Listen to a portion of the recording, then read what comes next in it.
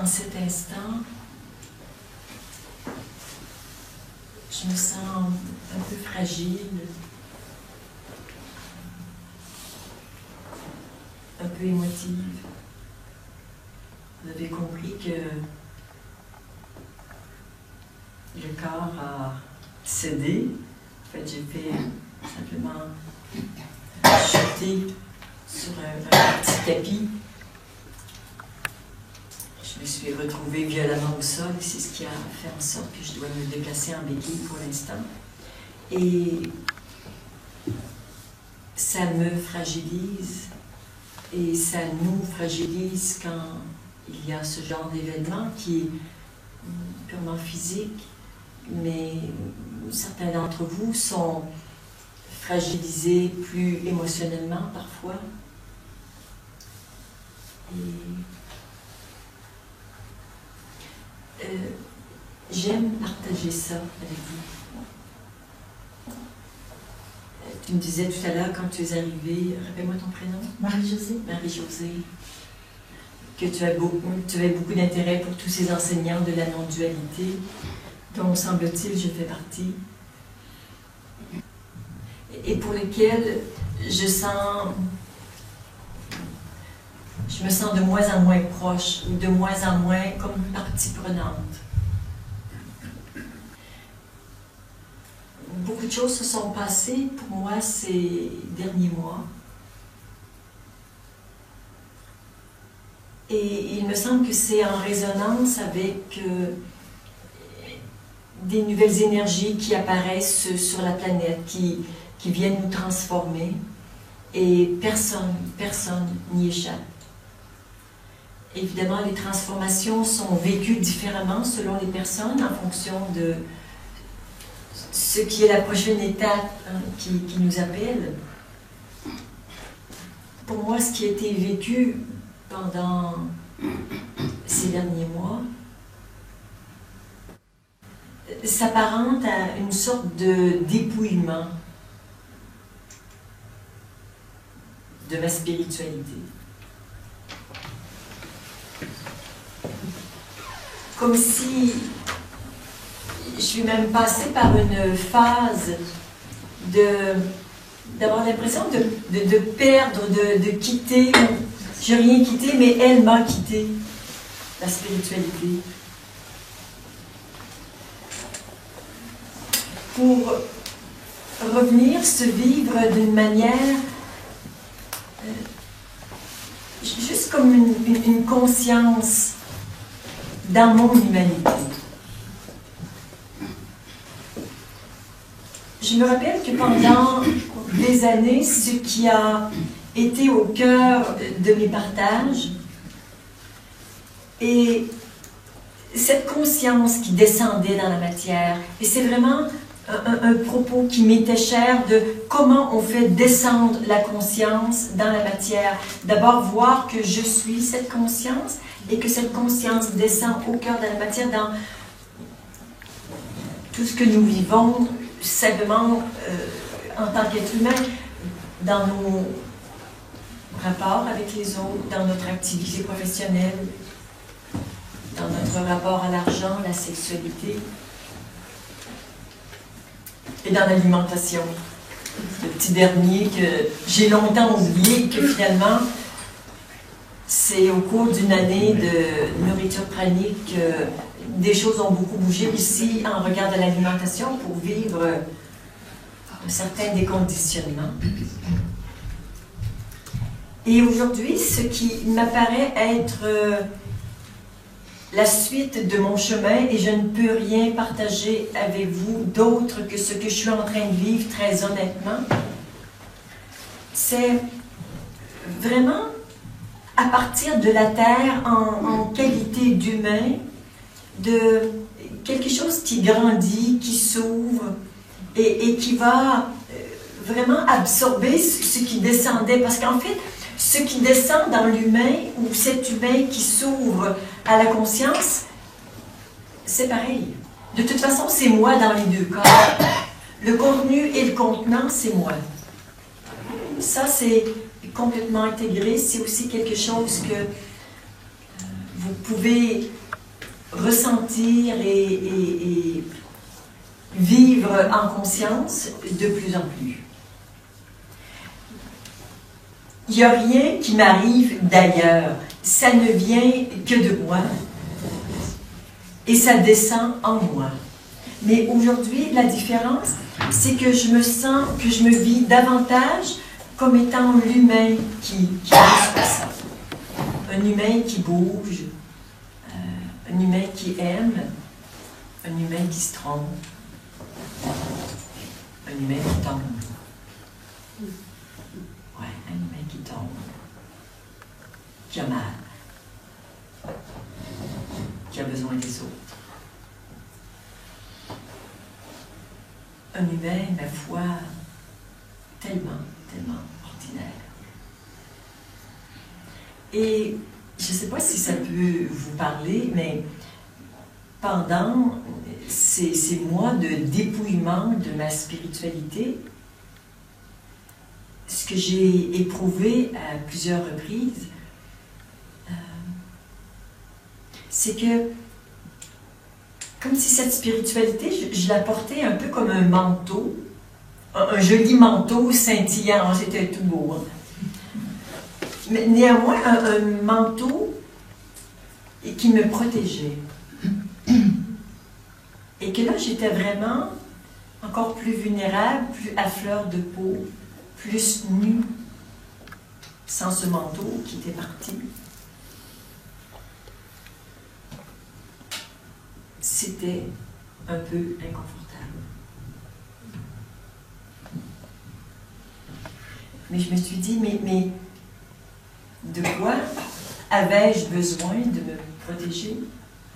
De quoi ça me protégeait, ça?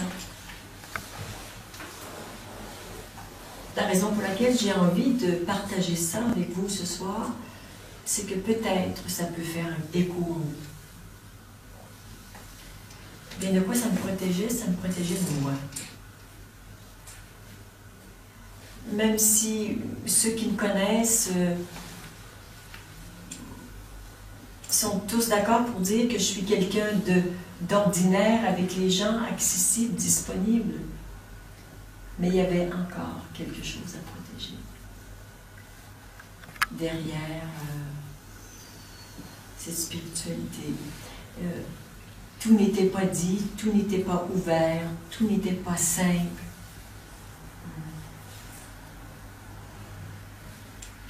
Tout n'était pas au maximum de cette authenticité. En tout cas, celle qui est possible aujourd'hui. Il m'est arrivé ces derniers mois de regarder un petit peu Facebook. Ceux qui sont présents savent que j'ai une page que j'alimente à l'occasion. Et qu'avec mes 5000 amis, de temps en temps, je regarde ce que d'autres ont publié. Et certains, et même plusieurs, sont des enseignants spirituels. Et je regarde ce qu'ils publient. Et je me revois tellement dans ce qu'ils publient. Dans cette cachette de soi. Et tant qu'on a cet élan, tant qu'on ne peut pas faire autrement, on fait comme on peut. Juste qu'aujourd'hui, je ne peux plus faire marche arrière. C'est juste impossible. Je me dois, par amour pour moi, d'être authentique. Et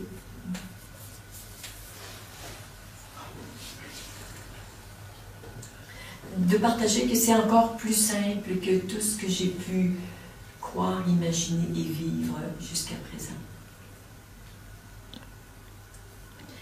Il y a quelque chose... ça te touche? Il y a quelque chose de l'ordre d'un amour, d'une pureté, d'une simplicité, d'une accessibilité qui n'était pas disponible avant. C'est moins de l'amour inconditionnel et beaucoup plus de l'amour conditionnel.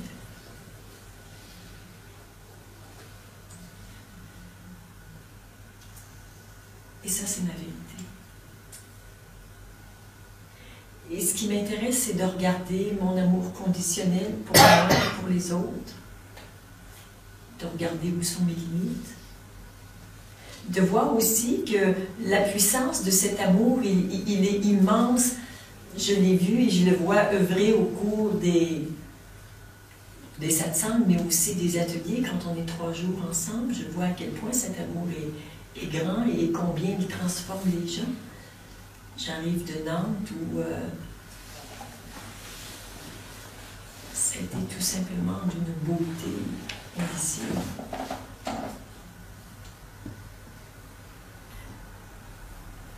Avec ce dépouillement, le mot spiritualité lui-même n'a plus de sens. Si je veux l'utiliser, je dois inévitablement lui donner un nouveau sens, parce que vraiment, il a bougé. Le mot éveil a perdu tout son sens, tout son intérêt. Je me demande même pourquoi j'en ai tant parlé.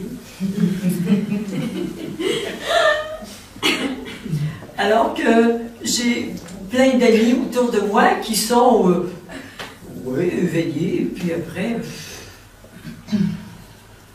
s'en fout complètement. Mais complètement.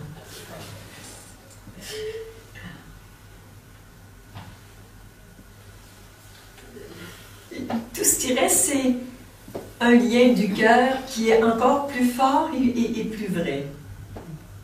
Et que ces étiquettes venaient un peu entacher le truc, ça venait un peu polluer la pureté de cet amour.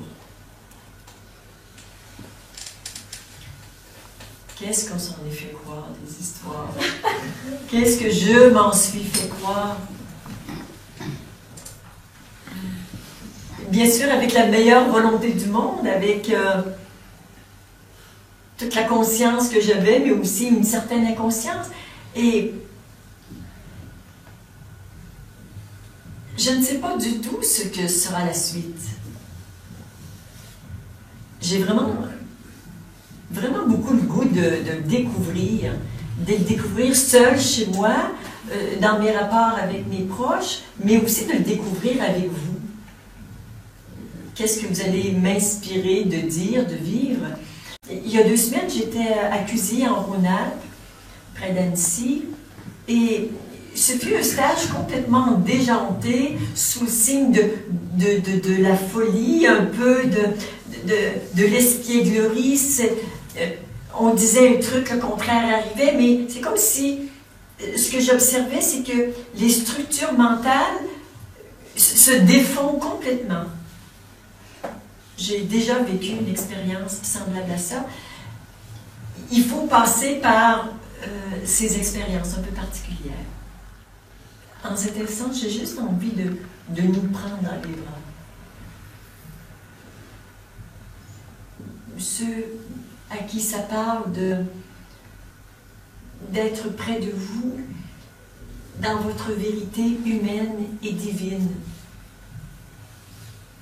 Mais vraiment sans cachette, sans histoire, sans recherche d'éveil, sans recherche de quelque chose, juste mettre de la conscience dans ce que nous vivons et revenir à l'instant présent, revenir à ce silence intérieur qui est si bon. Et ça, je sais que ce n'est pas accessible pour chacun tout le temps, que ça, j'ai vraiment envie de vous aider à prendre contact avec votre silence intérieur, avec votre vérité profonde et humaine, avec la conscience que vous êtes, et de vivre ça d'une manière encore plus harmonieuse. C'est ce qui est possible aujourd'hui. Vous savez, nous sommes vraiment à une période où l'humanité se transforme depuis 2012. Tant de choses sont arrivés sur la planète, et particulièrement dans les groupes spirituels, les choses, les consciences évoluent très rapidement.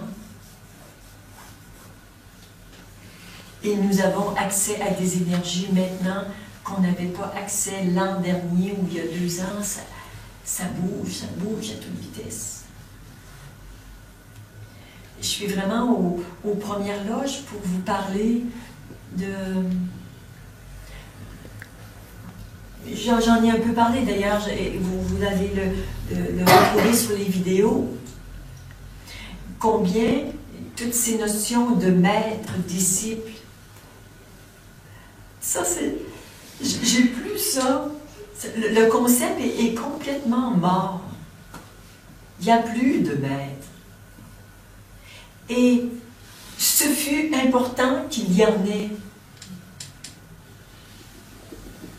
Mais cette dualité hiérarchique de quelqu'un qui connaît avec quelqu'un qui ne connaît pas, ça n'a plus cours, ça ne tient plus. En tout cas, chez moi, ça ne tient plus. Je peux concevoir que chez d'autres, il puisse y avoir encore une résonance. Pour moi, ce qui a remplacé cette hiérarchie, c'est un système en réseau. En réseau où on est bien sûr interconnecté, où chacun peut vivre complètement ce qu'il est, sachant que chacun a des forces et des faiblesses. Moi, en ce qui regarde la spiritualité, je peux dire oui, je suis une autorité. Et toi, tu es une autorité en quoi? Et toi, en quoi? Et j'ai besoin de toi, et de toi, et de toi, et vous de moi, et que simplement c'est un réseau extrêmement performant qu'on met en place, avec non plus de hiérarchie, mais des habiletés qui se rencontrent. Et peut-être, éventuellement, cette conscience que nous sommes des dieux vivants. Ça, je l'ai réalisé. Et cette conscience, elle vit au travers d'humanité de la petite Claudette. Ça, je peux vous accompagner parce que chez moi, c'est vu, c'est réalisé. Et à mon contact, ça fait bouger des choses en vous par rapport à ça. En ça, il y a les mots que je prononce qui peuvent vous aider, mais il y a aussi tout ce que je ne dis pas, mais qui est ouvert en moi, qui est libre en moi, auquel vous êtes connecté quand on est en présence, ou même quand vous regardez les vidéos. Je me réjouis de pouvoir partager ça avec vous à travers des mots, mais aussi à travers le silence. J'ai une joie vraiment immense de voir à quel point l'humanité est en train d'évoluer, que ce qui se passe sur la planète, toute cette violence à laquelle nous sommes confrontés, et toutes ces dénonciations d'outrage fait à des femmes, et il y en aura d'autres, c'est tellement le signe que quelque chose bouge et que les souffrances sont en train de monter, de remonter à la conscience pour être guéries, pour passer à autre chose. Pour moi, tout ça va dans le bon sens. Et ceux qui ont déjà commencé à faire le travail sur eux, c'est beaucoup moins dur pour eux. Ceux qui n'ont pas commencé, c'est un peu dur. Mais quand on a une petite longueur d'avance, on peut aider ces personnes. Donc j'ai vraiment le sentiment que chacun de nous, pour chacun de nous, la conscience s'éveille à un degré divers. Et qu'on ne peut tout simplement pas arrêter ce mouvement. C'est en train de se faire. Et même si le mental tente de se mettre en travers de ce chemin parce que ça réveille trop de peur, c'est inconfortable pendant un certain temps, mais ça ne va pas arrêter ce soudain. C'est impossible.